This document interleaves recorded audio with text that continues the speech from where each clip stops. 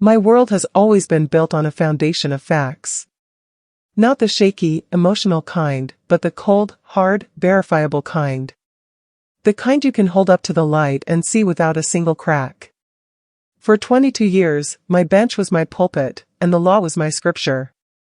I didn't just interpret it, I believed in it, with a fervor that bordered on religious. Justice was a pure, clean line, and I was the one tasked with drawing it. I was Judge Evelyn Reed, and my gavel didn't just quiet a courtroom, it delivered truth. Or so I thought. The truth, I've learned, is a fragile thing. It doesn't shatter all at once. It fractures, a hairline crack you barely notice until the whole structure collapses around you. I remember the moment it began, the first tiny fissure. It was a Tuesday. Tuesdays were for administrative appeals, a dry, paper-based slog that was the legal equivalent of watching paint dry. My chambers were silent, save for the whisper of turning pages and the steady, rhythmic click of my favorite pen.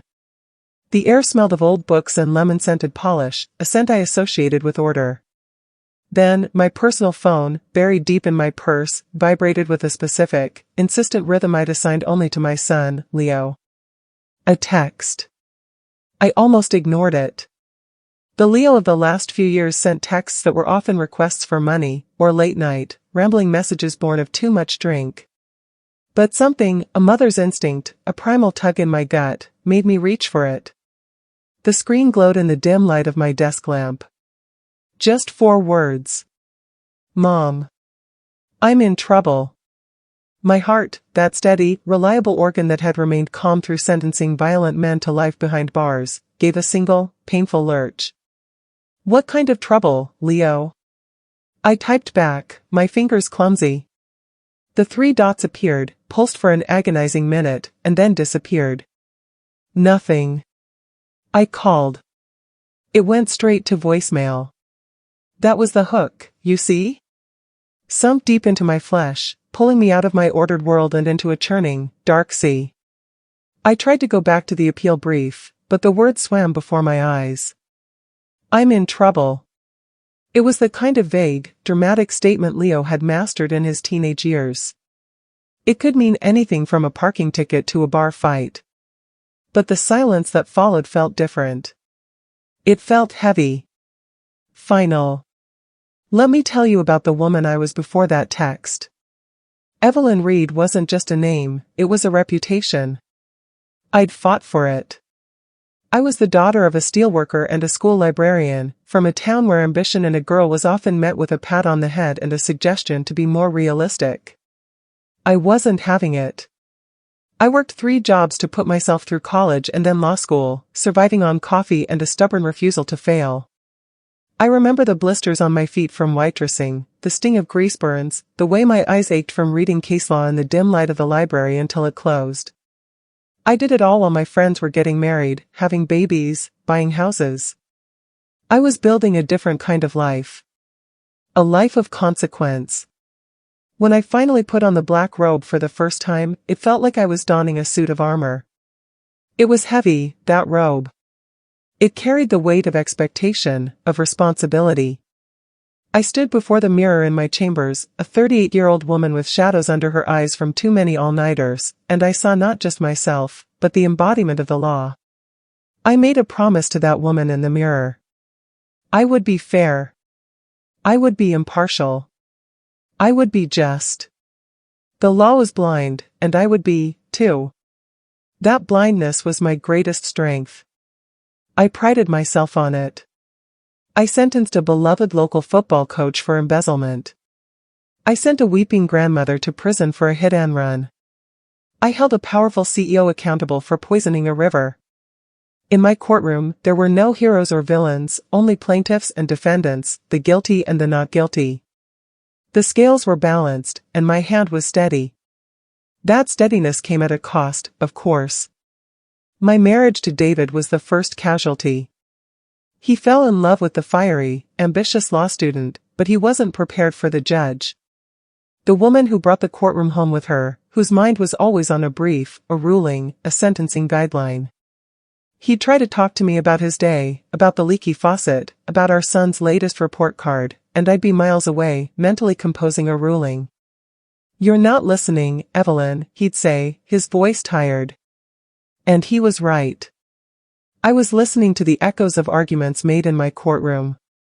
I was weighing evidence that had nothing to do with our lives. The gavel on my bench was a wedge in our marriage. When he left, he took the photo albums and half the china. He left me the house, the mortgage, and our 7-year-old son, Leo. He said I was married to the law, and he couldn't compete. He wasn't entirely wrong. Leo. My beautiful, complicated boy. He was all sunshine and chaos, the absolute opposite of my ordered existence. Where I sought structure, he craved spontaneity. Where I valued precedent, he lived entirely in the present moment.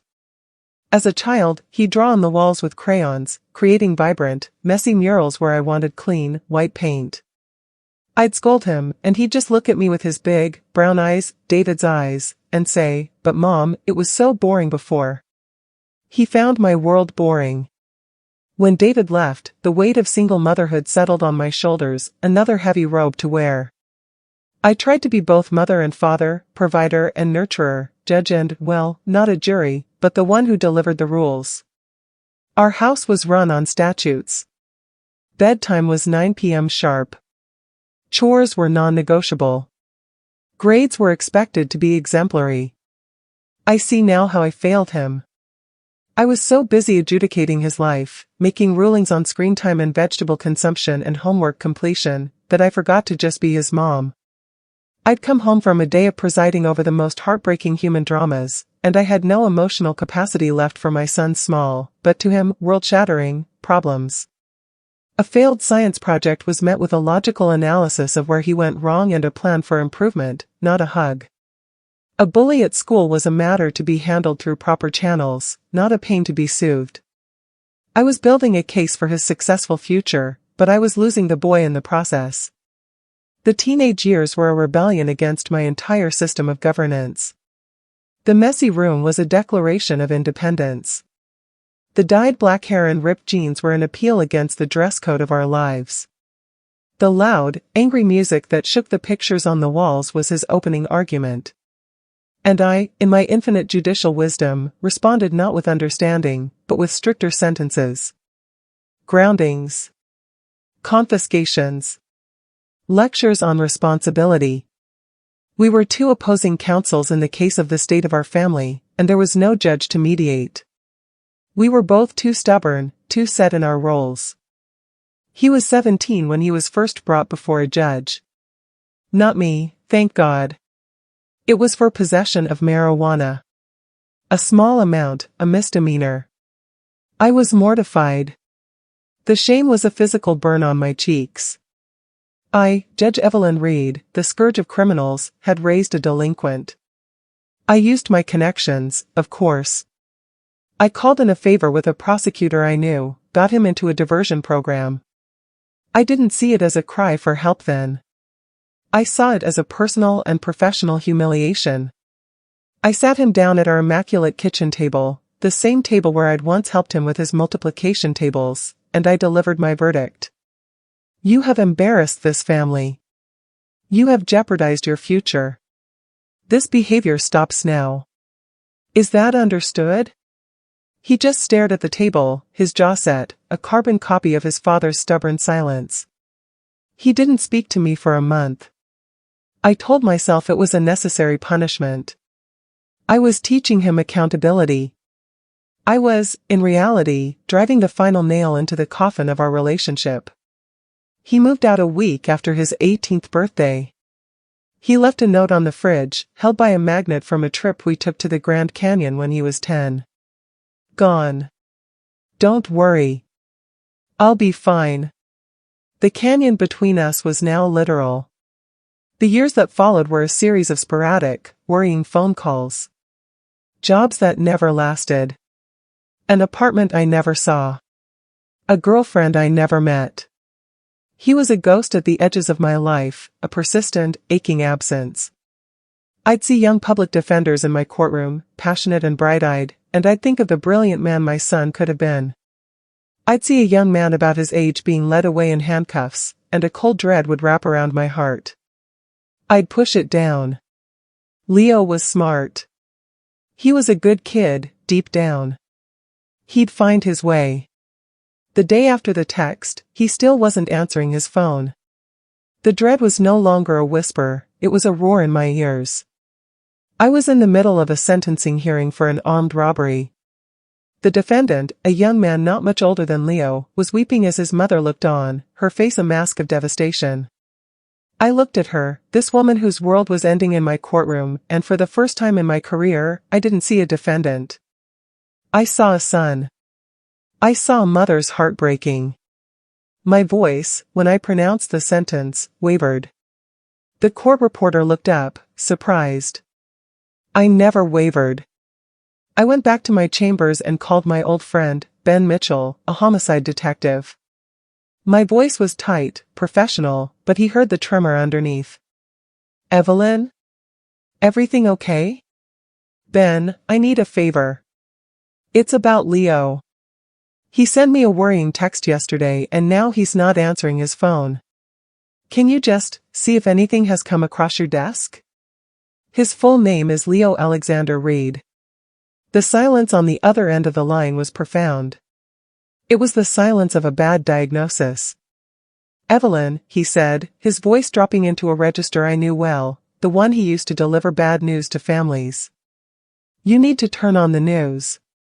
My hand was shaking so badly I could barely press the button on the remote. The screen flickered to life. And there he was. My son's face, his senior yearbook photo, smiling that confident, slightly arrogant smile I hadn't seen in years, was splashed across the screen. The banner headline below him screamed, "Breaking, one dead in Uptown hit and run. Police seek Leo Reed." The world tilted on its axis. The floor fell away. I gripped the edge of my desk, my knuckles white. The reporter was speaking, her voice crisp and merciless. Fled the scene on foot. The victim, identified as Sarah Jenkins, a 24-year-old graduate student, was pronounced dead at the scene. Police have confirmed they are seeking Leo Reed, son of prominent Circuit Court Judge Evelyn Reed, for questioning. Sources say evidence at the scene, including a damaged vehicle registered to Mr. Reed, points to his involvement. I didn't hear the rest. A high-pitched whine filled my ears. Sarah Jenkins. A name. A life. A daughter. Gone. And my son, my Leo, they were saying he did this. That he hit her and ran. That he left her there on the cold pavement. I saw the image they flashed of her, a smiling, vibrant young woman with kind eyes. The scales of justice, the ones I had spent a lifetime balancing, were suddenly, violently, wrenched from my hands. The next 48 hours were a blur of nightmare logistics. My home, my sanctuary, was surrounded by reporters, a swarm of vultures with microphones and cameras. They shouted questions at me as I came and went, their voices blending into a single, accusatory roar. Judge Reed, did you know your son was a reckless driver? Judge Reed, do you think your position will affect the investigation? Judge Reed, what do you have to say to the family of Sarah Jenkins? What could I say? That I was sorry? Sorry was a pebble dropped into an ocean of their grief. That I was a mother who was terrified for her son? That would be the ultimate betrayal of the robe I wore. I said nothing. I kept my head high, my face a mask of stoic dignity, just as I did in my courtroom. But inside, I was shattered. Leo turned himself in 2 days later, through a lawyer I had hastily retained for him, a sharp, expensive defense attorney named Arthur Cobb, a man I had often scowled at from the bench for his theatrical and often underhanded tactics. Now, he was my only hope. When I saw Leo being led into the police station, his face pale and terrified, hands cuffed in front of him, the cameras flashing like strobe lights, something broke inside me. It was a visceral, physical pain. My baby. In handcuffs. The system I revered had him in its grasp. The arraignment was a special kind of hell. I sat in the back of the courtroom, not on the bench, but in the hard, wooden pews with the rest of the public. I was just a spectator to the destruction of my own life. The air was thick with the smell of old wood and despair. When they brought Leo in, he looked so young, so small in his ill-fitting jumpsuit. He scanned the room, his eyes frantic, until they found mine. In that look, I saw the little boy who used to crawl into my bed during a thunderstorm. I saw fear, and shame, and a desperate, silent plea. Help me. The charges were read. Vehicular homicide. Leaving the scene of an accident resulting in death. The words were legal, clinical, but they painted a picture of monstrous cowardice. The prosecutor, a young woman I had once mentored, outlined the case. Leo had been at a bar. His credit card showed multiple purchases. Witnesses placed him there, drinking heavily. His car, a beat-up sedan, had front-end damage consistent with hitting a person. A piece of the car's broken headlight was found at the scene. He had fled, abandoned the car in a long-term parking garage, and gone into hiding for nearly 48 hours. It was a damning, airtight case. The kind of case I would have looked at from the bench and thought, this is an easy one. The evidence was compelling. The moral failure was absolute. I listened to the facts, and the judge in me, the woman who had built her life on the bedrock of evidence, thought, he's guilty. The thought was a betrayal so profound it made me nauseous. The mother in me screamed, no. There has to be more. There has to be a reason. Arthur Cobb argued for bail, citing Leo's ties to the community, his lack of a violent criminal history. The prosecutor argued against it, her voice ringing with righteous indignation. Your Honor, the defendant represents a significant flight risk. He already demonstrated his willingness to flee from the consequences of his actions. The victim, Sarah Jenkins, was an innocent young woman whose life was cut short by his reckless and criminal behavior. The people asked that he be held without bail. The judge, a colleague I'd known for years, a man who had eaten lunch with me in the judge's dining room just last week, granted the prosecutor's request. No bail. Leo's shoulders slumped. He looked back at me one more time as the bailiff led him away, and then he was gone, through the door that led to the cells. The door closed with a heavy, final thud that echoed in the silent, stunned courtroom. It was the sound of my son's freedom ending. In the weeks that followed, I became a ghost in my own life. I recused myself from all my cases, citing a personal conflict of interest. My courtroom sat empty, my robe hung in the closet, a shroud of a life I could no longer live. The legal community, my community, didn't know what to do with me. I saw the pity in their eyes, and worse, the judgment. I was the judge whose son was a killer. The irony was a bitter pill I had to swallow every morning when I woke up. I met with Arthur Cobb daily. He laid out the evidence against Leo with a brutal, dispassionate clarity. Evelyn, he said, steepling his fingers. The case is bad. The BAC from the bar receipts puts him well over the limit. The physical evidence is a lock. His actions afterward show consciousness of guilt. Our only play is to try and mitigate. We argue it was an accident, that he panicked. We try to get the vehicular homicide charge reduced to manslaughter. We throw him on the mercy of the court. The mercy of the court, I repeated, the phrase tasting like ash. I had been the court. I knew how little mercy it often had to offer. I want to see him. Visiting him in the county jail was the most humiliating experience of my life. The metal detectors, the pat-down, the locked doors that clanged shut behind me. I, who had always entered the courthouse through a private entrance, was now processed like a common citizen. I sat in a hard plastic chair on one side of a grimy plexiglass window, waiting. When they brought Leo in, dressed in orange, his face was haggard. He looked like he hadn't slept. He picked up the phone on his side. Mom. His voice was thin, reedy. Leo. I didn't know what to say. The judge in me wanted to cross-examine him. Did you do it? Tell me the truth. Did you drink and get behind the wheel? Did you hit that girl and run? The mother in me just wanted to hold him. Are you okay? Are they treating you all right? I'm in jail, Mom. I'm not at a spa. The old defiance was there, but it was weak, brittle. Leo, we need to talk about what happened. Arthur needs to know everything to help you. He looked down, his finger tracing a scratch on the counter. I was at the bar. I was drinking. I was upset. About what? It doesn't matter, he snapped, his voice rising. Then he lowered it, conscious of the guards. It doesn't matter why. I drank too much. I got in the car. I don't really remember driving. I remember a bump. A loud noise. I thought I hit a dog or a deer. I was scared. I just kept driving. A bump. A loud noise. He thought he hit an animal. I grasped at this straw. It wasn't malice. It was a mistake, a terrible, tragic mistake born of drunken stupidity. It was still criminal. It was still unforgivable. But it wasn't murder. The mother in me felt a flicker of desperate, shameful hope. Why didn't you stop, Leo? Why didn't you call the police? Call me? Tears welled in his eyes. I panicked. I have a record. I knew. I knew what would happen.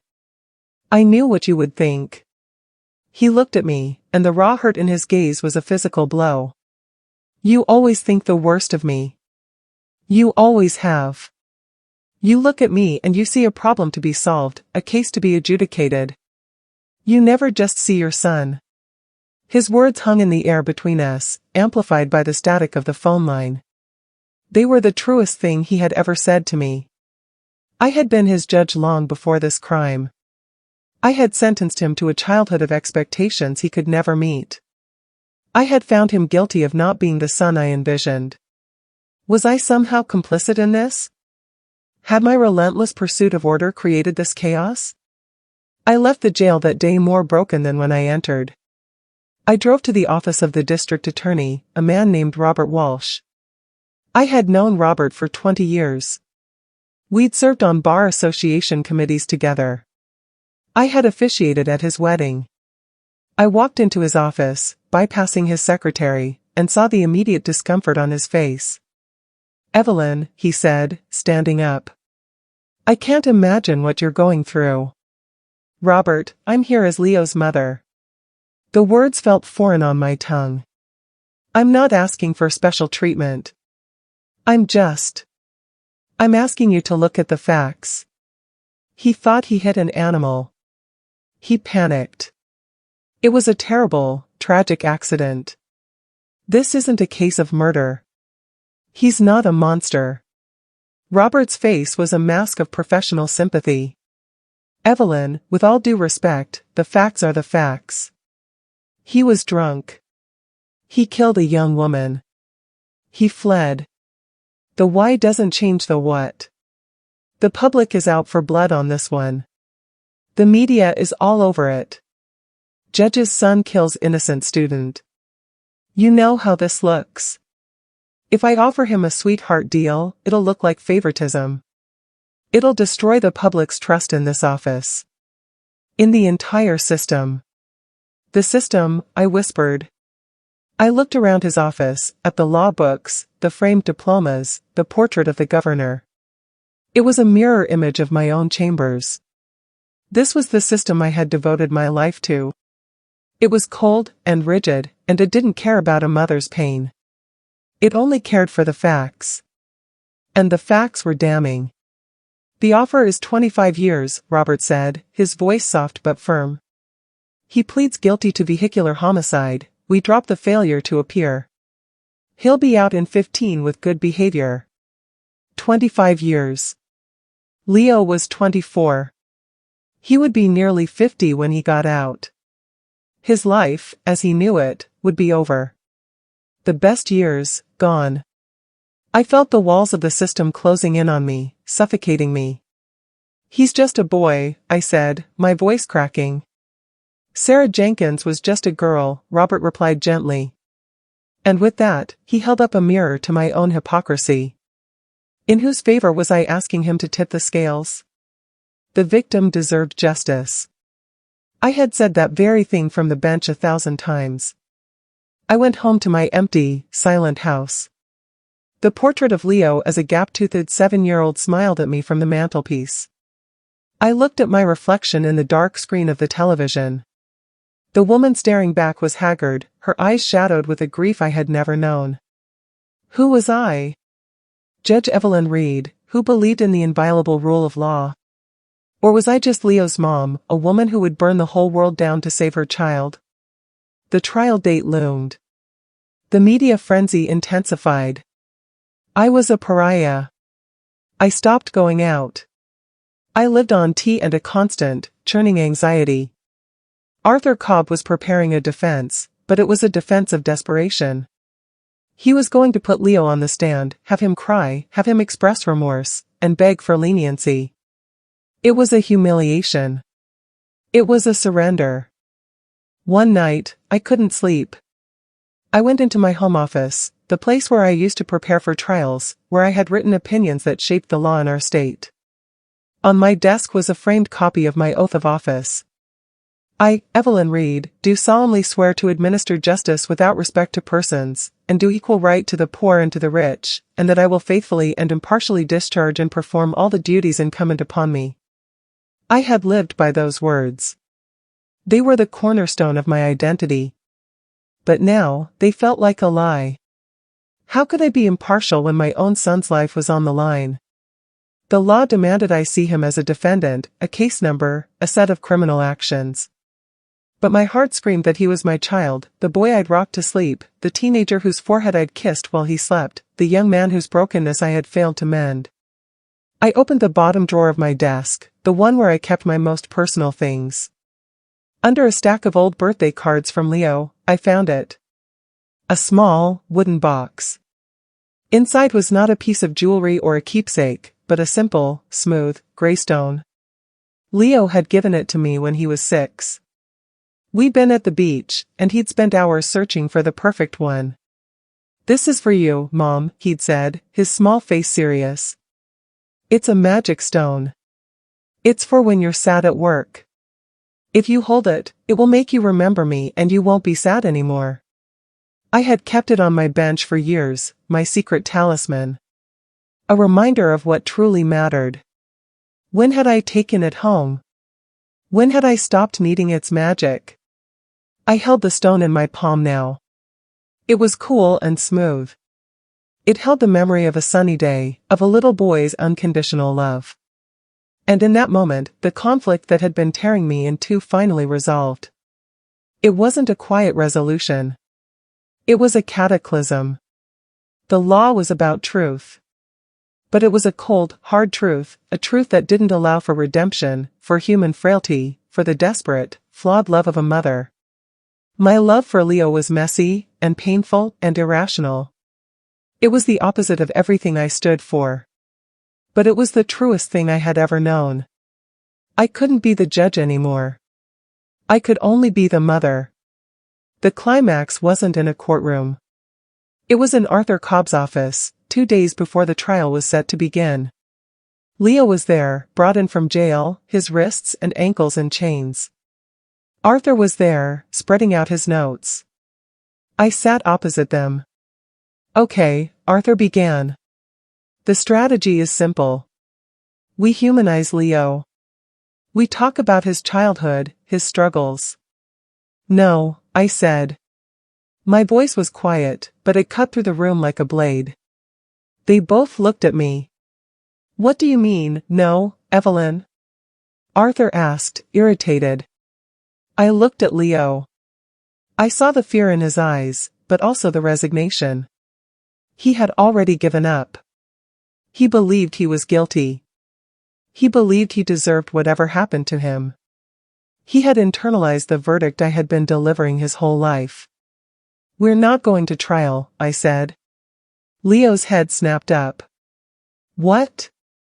"Robert Walsh's offer. The 25 years. We're going to reject it. Arthur threw his hands up. Evelyn, be reasonable. It's the best we're going to get. If we go to trial and lose, he could get 40, 50 years. The judge on this case is a hardliner.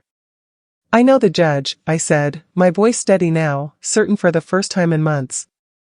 I know the system. I know how this ends. You're right, Arthur. The evidence is overwhelming. He will be found guilty.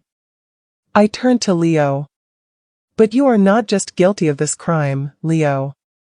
And I am not just your mother, or a judge. For once, we are going to tell the whole truth. I laid out my plan. It was insane. It was professional suicide. It was the only thing I could do. The day of the trial, the courtroom was packed. Reporters, court watchers, the family of Sarah Jenkins, their faces etched with a grief that would never fade. I saw my colleagues in the back, their presence a silent vigil for my fallen career. Leo sat at the defense table, pale and trembling in a suit we'd bought for him. Arthur Cobb looked like he was attending a funeral. The judge called the court to order. The prosecutor stood, ready to give her opening statement, to paint a picture of a reckless, callous killer. But before she could speak, Arthur Cobb stood. Your Honor, if it pleases the court, before we begin, the defense has a statement it would like to make. The judge, a stern man named Peterson, frowned. A statement, Mr. Cobb? This is highly irregular. I am aware, Your Honor. But given the unique circumstances of this case, we believe it is necessary. The judge sighed. Proceed. Arthur nodded to me. I was sitting in the front row, directly behind Leo. I stood up. Every eye in the courtroom turned to me. The silence was absolute, heavy with anticipation and confusion. I walked, slowly, to the small gate that separated the spectators from the well of the court. I opened it. I walked past the defense table, past my son, and I stopped before the bench. I looked up at Judge Peterson. Evelyn, he said, his confusion evident. I did not have my robe. I was just a woman in a simple, dark suit. I reached into my pocket and pulled out the small, gray stone. I held it tight in my fist, feeling its solid, magic weight. Your Honor, I began, my voice clear and carrying to every corner of the room. My name is Evelyn Reed. For 22 years, I sat on a bench just like this one. I took an oath to uphold the law. I believed that justice was a clear path, and that my job was to walk it, without looking to the left or the right. I believed that the facts were all that mattered. I paused, gathering the shattered pieces of my old self. The facts in this case are not in dispute. My son, Leo Reed, was driving drunk. His car struck and killed Sarah Jenkins. He then fled the scene. By the letter of the law, he is guilty. There is no legal defense for what he did. A murmur rippled through the courtroom. The prosecutor was on her feet. Your Honor, I object. This is a circus. Let her continue, Ms. Williams, Judge Peterson said, his eyes fixed on me. He was as captivated as everyone else. I turned now, and I looked at the Jenkins family. The parents, holding hands, their faces raw with pain. To the family of Sarah Jenkins, I said, my voice trembling with the force of my emotion. I am so sorry. From the bottom of my soul, I am sorry for the loss of your daughter. There is no excuse for what my son did. There is no sentence this court can impose that will ever bring her back or ease your pain. I cannot give you justice. But I can offer you the truth. The whole truth. I turned back to the bench. The truth is, Leo Reed is not just a defendant. He is my son. And I am not just a judge. I am his mother. And for his entire life, I have been judging him. I judged his messy room. I judged his loud music. I judged his poor grades, his bad friends, his mistakes. I loved him, but I loved him conditionally. I loved the son I wanted him to be, not the son he was. I was so busy upholding the law in my courtroom that I forgot to show him any grace in our home. My tears were flowing freely now, but I did not wipe them away. The man who committed this crime is a product of that failure. My failure. He got behind the wheel that night because he was running from a lifetime of never feeling good enough. He fled the scene because he was terrified of facing yet another judgment from his mother, the judge. I am not asking you to absolve him of his crime. He must be held accountable. But I am standing here today to be held accountable, too. I looked at Leo. He was crying, his head in his hands. Your Honor, I said, my voice breaking but resolute. I am resigning my commission, effective immediately. I can no longer wear the robe. I can no longer sit in judgment of others, because I have failed in the most important judgment of all. I am asking this court, when it considers the fate of my son, to consider the whole person. A broken, flawed, terrified young man who made a catastrophic mistake. A mistake I helped create. Do not show him the mercy I failed to show him. Show him more. I stood there, exposed and vulnerable before the entire world. I had sacrificed my career, my reputation, my very identity on the altar of a mother's love. There was no going back. The courtroom was utterly silent. Then, Judge Peterson slowly removed his glasses. Judge Reed. Evelyn, the court has heard your statement. It will be entered into the record. He looked old and tired. We will take a recess before the trial begins. The gavel fell. The spell was broken. The room erupted in a cacophony of sound. Reporters scrambled for the doors. I didn't move. I stood there, facing the bench, until the room was empty save for the bailiffs and Leo, who was still sobbing at the defense table. I turned and walked to him. I put my hand on his shoulder. He looked up at me, his face a river of tears and snot and shame. I'm so sorry, Mom, he choked out. For everything. I know, Leo, I whispered, my hand tightening on his shoulder. I am too. In the end, he pleaded guilty. There was no trial. Judge Peterson, in his sentencing, referenced my statement. He said the law must be blind, but a judge must not be heartless. He sentenced Leo to 15 years in prison, with the possibility of parole in 10. It was a sentence far more lenient than anyone had expected.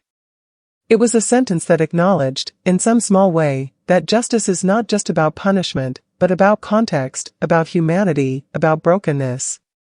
Leo is in prison now. I visit him every week. We talk. Really talk, for the first time in our lives. There are no robes between us now. No gavels. Just a mother and her son, two flawed people trying to find their way back to each other. I never put on the black robe again. The legacy of Judge Evelyn Reed is a complicated one. Some remember her as a fair and principled jurist.